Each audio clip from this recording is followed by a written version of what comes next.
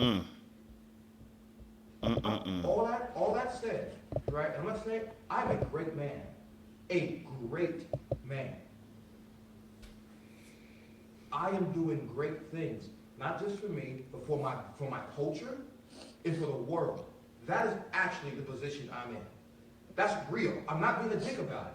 I didn't ask for it. I've worked, and that's the situation.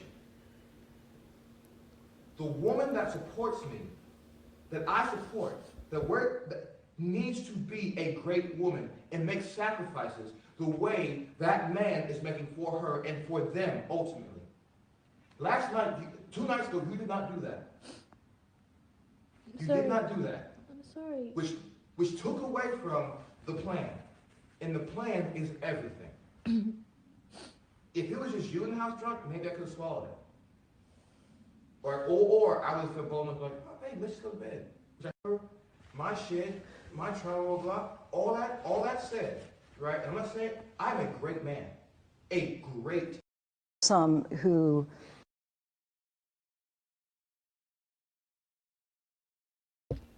Hey guys, welcome to Little Black Bert 91. Quick one. Coretta Scott, Coretta King, sorry, I apologize. I said Coretta King. Jonathan Majors obviously mentioned her name with Grace Jabari, his ex-partner.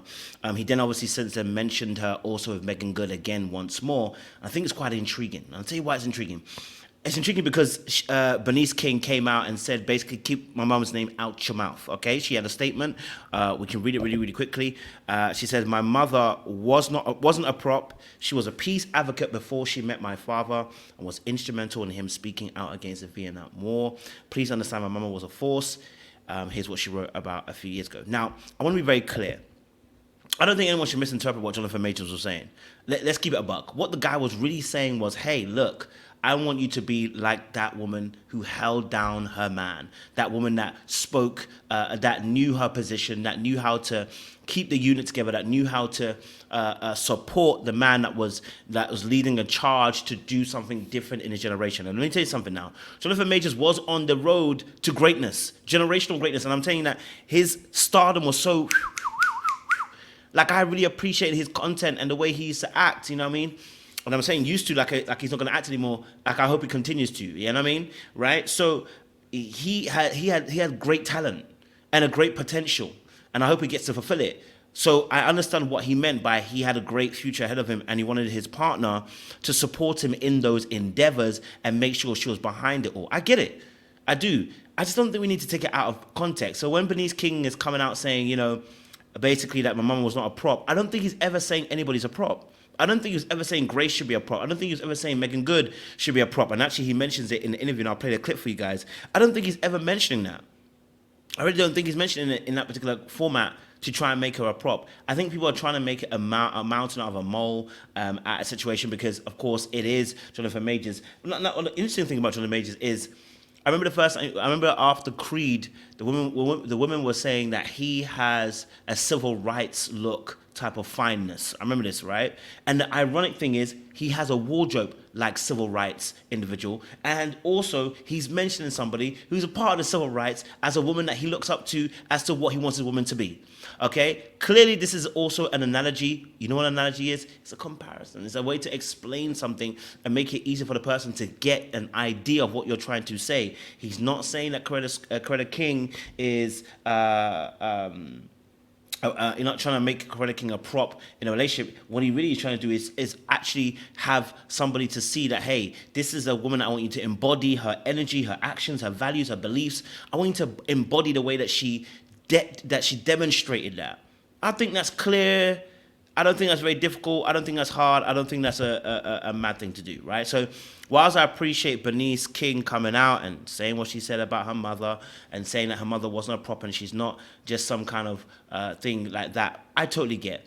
But I wanted to also understand that because the audience were excited to say, yeah, how can he call... And I get it. Listen, him calling a white woman to become like Coretta King, I hear it. No, Coretta Scott King even. So I was right, actually, my bad.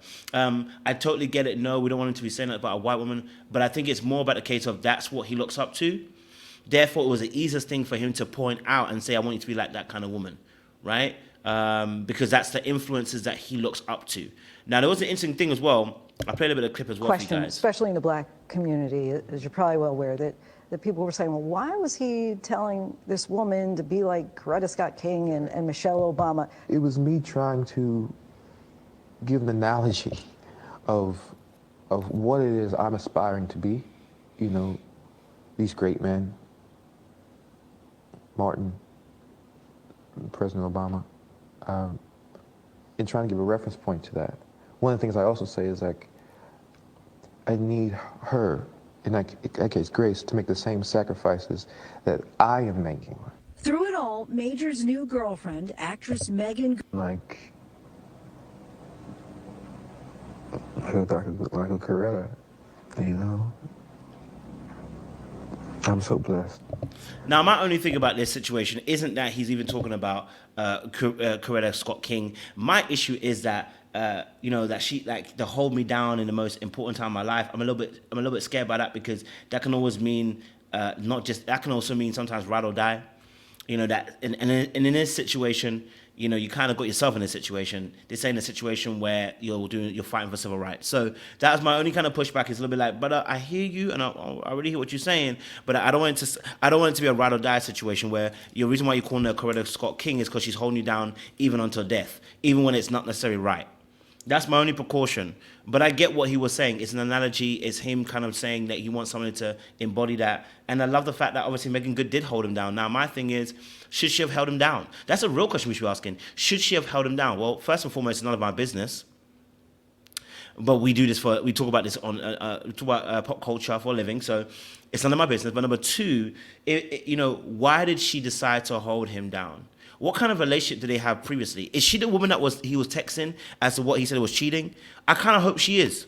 I kind of hope that she was, because then at least I can say, then you know what, there hasn't been a change because he was fighting for his life. I kind of hope it's Megan Good that he was texting at the time of Grace Sabari, so that it's not a case of he was fighting for his life and then he decided to change to a black woman. That's what I'm hoping. That will make it feel better. That will ease the cushion and the blow. That will make it better for us. Because for me personally, I'll be honest with you, I look at it and I go, you know what? Shoot. It is what it is. But brother, if you changed because you know that she was gonna support you and it would look good in terms of the public image, yeah. And if Megan Good, you kind of know that too, I'm gonna be a little bit disappointed in you, baby. But then again, this is a business. Right? But my thing is, obviously, again, it's just what you... And it's interesting, because when you look at Megan Good, obviously, after leaving Devon Franklin and then separating and divorcing, I think the first guy she was linked with publicly, well, some way, let me just say that. And then we're now in a situation with Jonathan Majors too. It's not looking good, bruv, But I'm not here to judge. I'm only here to report sometimes and just say, hey, I understood what Jonathan Majors meant.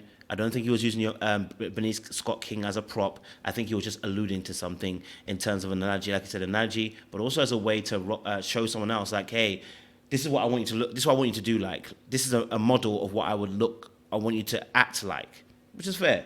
I'm not mad at it. You know what I mean? He has an image, and unfortunately, it's been tarnished. But we look for better things with him. I want to say this as well.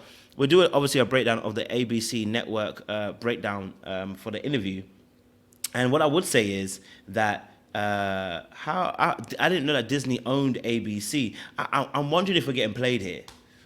You get dropped by Disney for the Marvel, but then you also get to come onto one of their one of their child networks. When I say child, it's in like their ownership.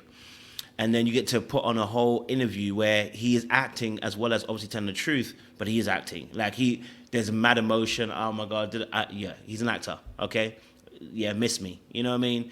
And I wonder if it's a performance. I wonder if it's, you're trying to sell us on something. Are they allowing him to reframe and rebrand his image? Will Kang come back? We'll find out later on. Appreciate you guys. Stay locked, we'll see you again soon.